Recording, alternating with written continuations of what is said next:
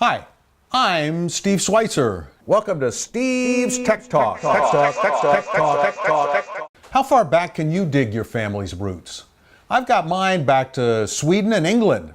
Genealogy's on my mind because I'm just back from Mom's 92nd birthday, and I came back with all this family memorabilia. I've got albums, I've got tintypes, Dad's diaries, letters. My adventures with genealogy began back in 1984 with my first Macintosh computer. Back then, genealogy programs didn't even exist. I diagrammed my first family tree with a drafting program. Now, I can explore my family tree in 3 dimensions. Isn't that amazing? Getting your family records into the computer is the easy part. It's tracking down those missing family links that I struggle with.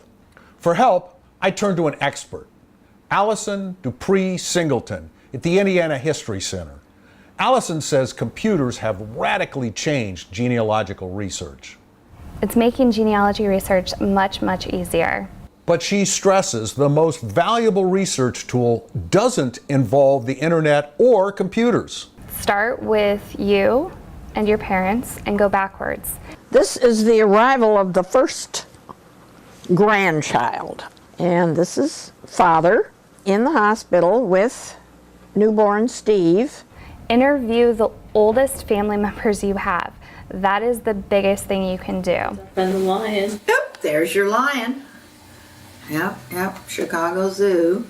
I just asked Mom to tell me about the pictures in the family album. They spark some amazing untold stories.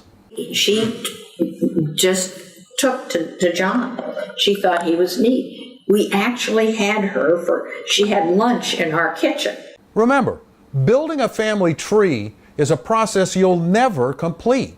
When you are ready to organize your family records, it's hard to beat a good computer program. And there are a lot of great ones out there.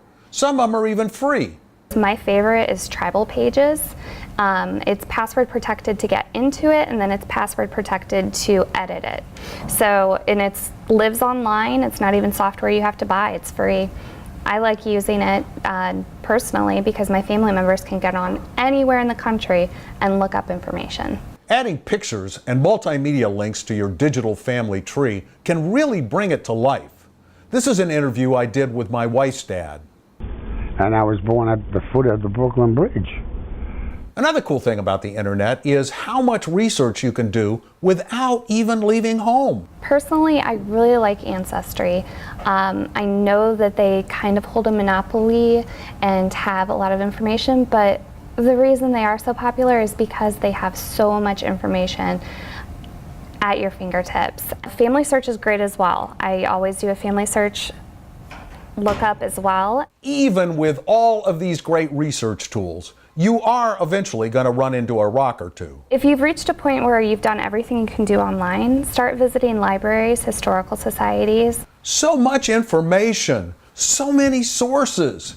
If you're not careful, you're going to find yourself barking up the wrong tree. One of the biggest mistakes people do is they believe everything they hear. Are you really related to that king or queen? You need to do your own research. You need to check your facts. Exploring your family's history is a fascinating adventure. I've put all the links I discussed today at indieboomer.com.